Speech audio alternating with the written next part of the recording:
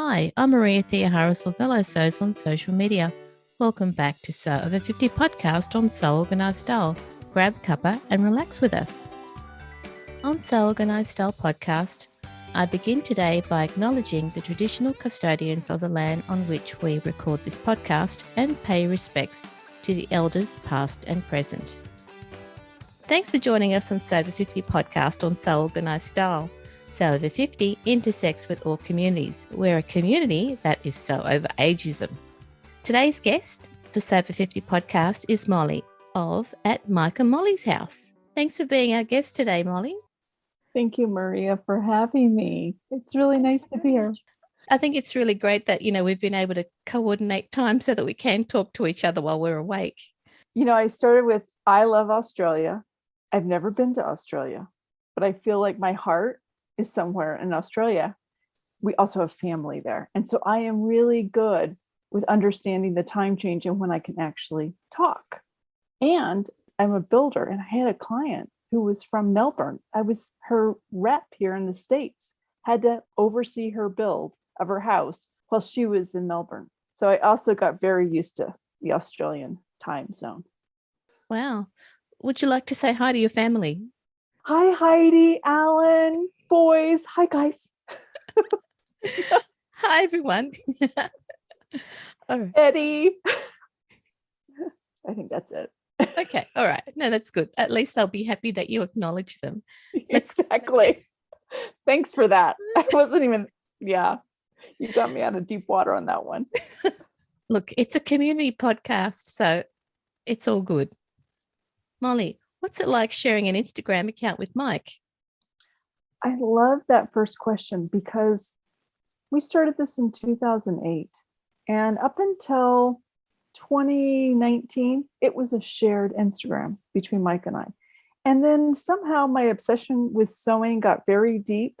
And he was like, honey, I love you, but I'm really tired of having to go through the feed and seeing just sewists. And he went off, and in secret, at least for a day, I didn't know about it, he went and started his own personal Instagram account. So at that point, some friends were like, Molly, change the name. You're a sewist, And I said, no, I really do. It's not just about sewing on our feed. And it is about our renovations. It is about, we're makers. We're doing different things. But it is still me following Michael around often. You will see I'm behind the camera narrating. So I am the narrator. So I'm driving the ship and I'm following him around. And he has one caveat, and that is just don't make me look like a jerk. So I don't have to get his okay when I post things, as long as he doesn't look like a jerk. That's good criteria. Sure. He's a very simple guy, so it works for us.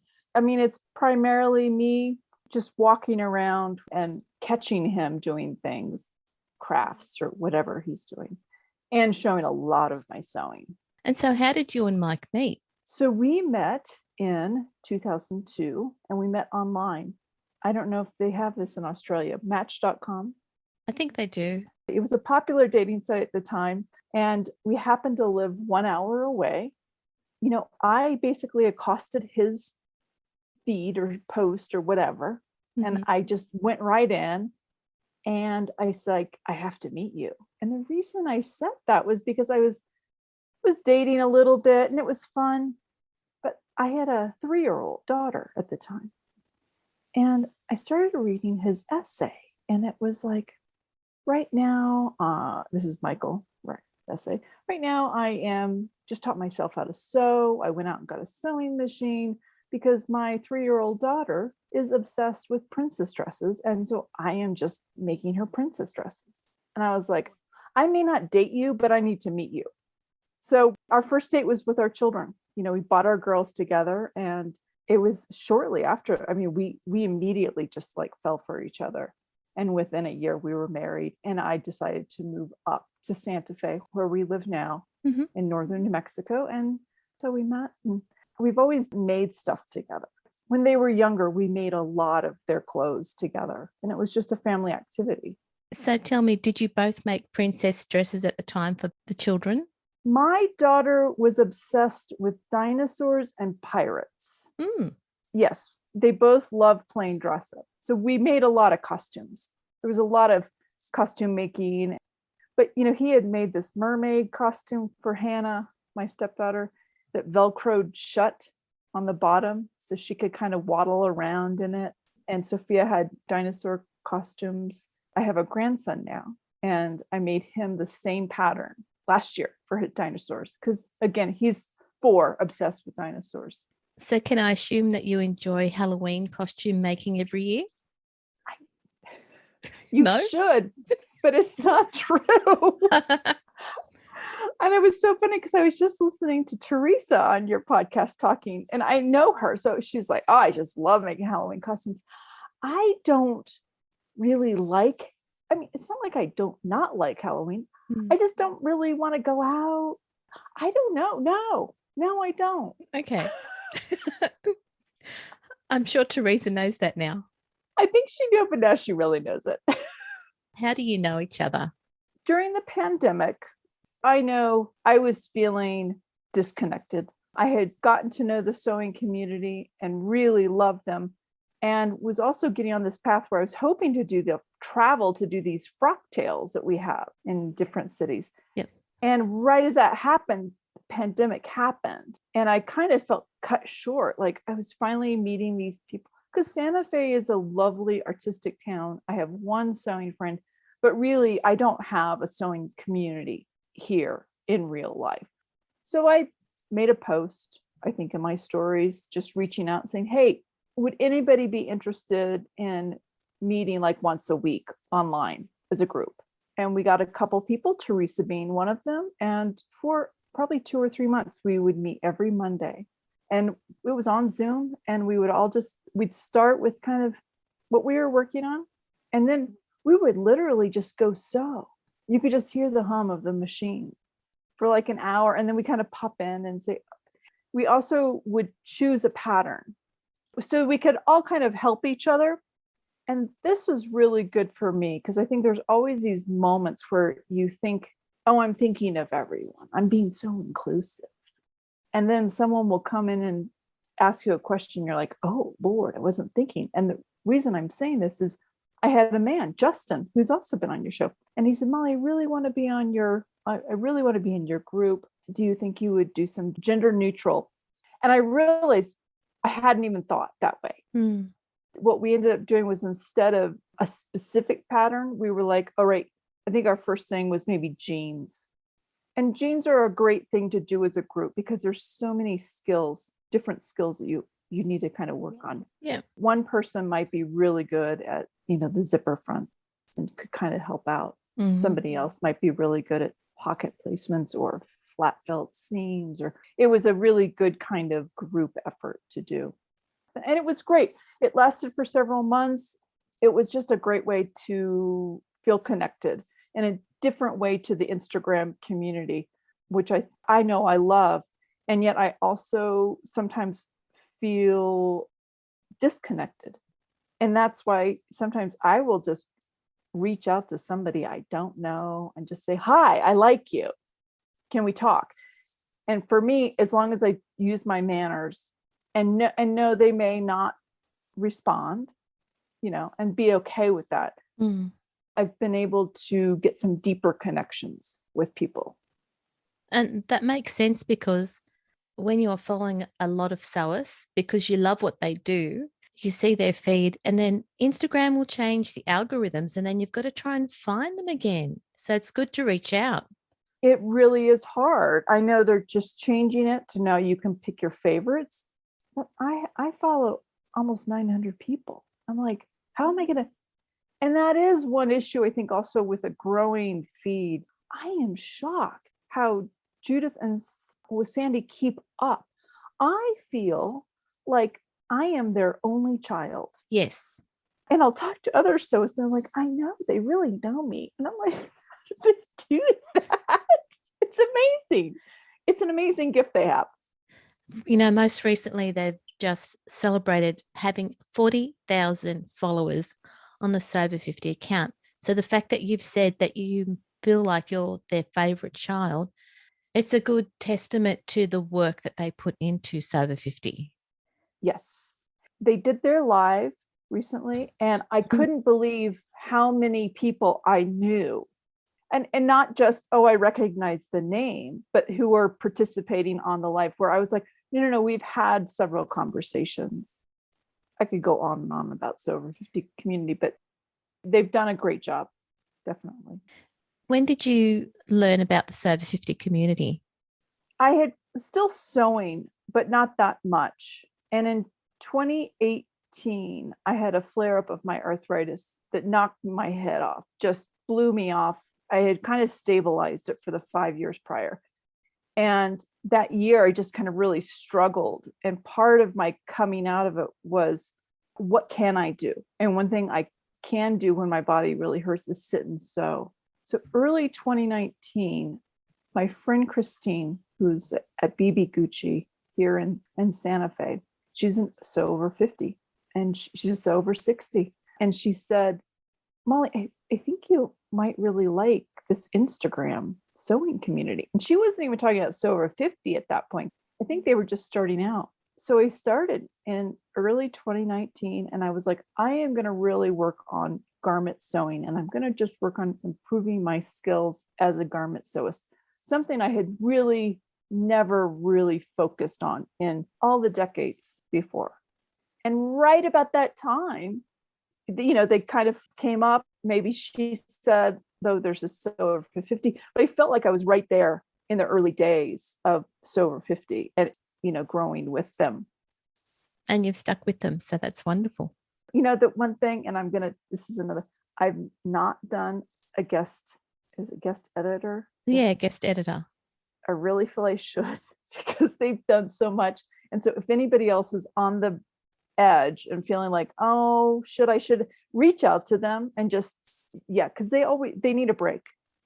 I think that's a really good way to encourage listeners who are thinking of being a guest editor. Just go ahead and ask. Just go ask. If anything from this whole podcast, I'm going to bring, just go ask. Just try. So you've talked about how you had a blog. And it was really about our lives. Yeah. The bigger thing that we were doing at the time was we were paying our massive credit card debt down. Michael is a quiet soul, but he's a powerful soul. And I think a lot of people, when they meet us, they're like, Molly's kind of loud and she's like, she must control him. And I'm like, no. The man is a few words. And he's really good because he will propose an idea and suddenly I will have gone from like that, you've got to be crazy. So his idea was this. We had all this debt. He was working part-time. I was working full-time. We weren't making a lot of money. We had 2 young children. And he said, let's live on half of what we make. And I said, you're insane because we can't even make it on what we're making together. He said, no. I think we can do this. We're going to make it fun. And soon enough, it was painful in some ways. And that's what started the blog, was my journaling of, this is a little painful. And yet I cannot not stop doing this, because immediately we were paying down these credit cards, just one after the other. And within 3 years, our debt was gone. And it was exciting. And we had pushed ourselves garden wise, eating out of the garden. I suddenly had become a chicken farmer and was processing my own meat, growing the chickens, growing the eggs, doing all these things that were just, as artists, it was exciting. It was like another project, another art project. And so that's what the blog was really about. And once we kind of came to a hum, we were like, well, it was taking a lot of time. We were at that point both working full time. It was like, this takes a lot of time and energy. And that's how our interests go anyways. It kind of, we were like, well. So we shut that down. Going back to Mike's original idea, do you think that the reason you both made the commitment and did the work to pay off your debt was because he also said, let's make it fun? Absolutely. And at that point, there was also a community similar to the sewing community who were kind of doing the same thing. So it became a very support oriented thing. Anytime somebody would come in, or one of either Michael and I would have a downtime where we were feeling grouchy about it, the other one turned into the cheerleader. Good. Yeah. And I think because it was happening so fast, we were watching this go down so quickly. Even if it was painful, it was still just so exciting. I could not do it. That's good. I feel even as you get older, finding new things that you didn't think you would ever do is all that much more exciting when you're whatever, 50, 60, 70. Steve Heller was on, what was he, 70 when he started sewing? Yeah, for the last 3 years. So he would be, as you said, in sew for 70. There's an excitement to that too. It's like, I learned a new craft. I learned something new. So if they're thinking, oh, I can't do that, what do you have to lose? Like I had nothing to lose not trying to get out of debt, because we also made the deal that we could stop at any point if one of us wanted to. So we had that open door, and we just had that kind of relationship where we trusted each other. So it worked. Thanks for answering that follow-up question. I think it's always interesting to hear how people work through the issues that they are faced with in their everyday life. Yeah. Is sewing something that you started more recently, or did you learn when you were younger? I did learn when I was younger. So I'm 53. So I was a child in the 70s and 80s. I'm white, middle class, and I grew up with, my parents were, I called them mod hippies. They were working class, but they were into everything crafty. My dad macrame'd, my mom sewed. We were taught how to needlepoint. I had to ask my mom recently, when did I actually sew? Because in my mind, it was like 9, 10. She's like, oh no. Now her follow-up was, it was college. And I was like, well, I know that's wrong, because I actually remember sewing a lot right before I went into high school. So this would have been 12, 13-year-olds. Yeah. And I did try a couple patterns. In my mind, I was like, oh, they were so unsuccessful. But one of the first patterns I did was the burrito method. It was like a little pinafore. And it's a great dress. There's a painting of it that a friend did. And I'm like, that was a complicated, now that I'm looking back that I'm doing so many patterns, it's like, that was actually complicated. I think I got frustrated. I didn't understand how to follow instructions. And that was the one thing my mother did say. She sewed our clothes when we were children. And she says, I just looked at the pictures.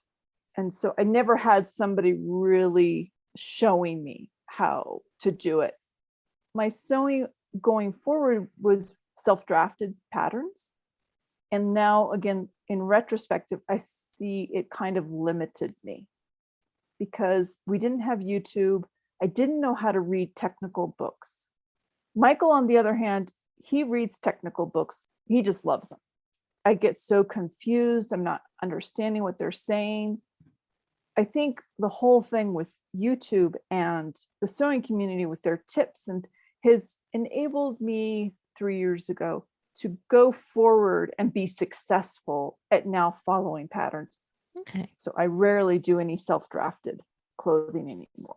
You've done a lot of work to go from how you used to sew to how you are sewing. And now that's opened your opportunities to make all sorts of clothing. All sorts of clothing I would have never thought, jeans, suit jackets, things that I would have considered complicated. I now love to go try a welt pocket. I may still have to watch the YouTube video on the welt pocket, but I love it. It's fun to do. I might make several pairs of pants at a time. So by the third one, I'm like, I remember, but I'm about to make jeans again. I haven't made jeans in probably 9 months. I will go back to the YouTube or wherever the videos, and I'll go through it. Now that you've been in the sewing community online and connected with a lot of people, have you done any pattern testing at all? I have. Before 2019, I had never heard of indie patterns. Or if I had seen them in the store, I didn't understand that these were indie patterns. The big thing was I could follow them. I understood them. Indie patterns is actually telling you how to make the recipe. Where I feel like the big four assumes you know some of these techniques and is basically like, and then just go put the zipper fly in. And you're like, but how? And then I'm being a little extreme, but that's how I feel the two big differences is indie patterns really take you through every step. So it was very exciting to find out. And then more exciting to be like, and they want pattern testers. If you're thinking of wanting to pattern test, please do. And I know saying that some people are like, Molly, but I've put in my name and I never get picked. Just keep trying, because what happens often is once you get with a pattern designer, they will want to keep coming back to you. Yep. You're a known entity. They know what you are going to bring, because every pattern tester is going to be approaching what they can offer differently. What I think I bring is the ability to let them know if I can actually understand their instructions. And I don't pick up instructions very well.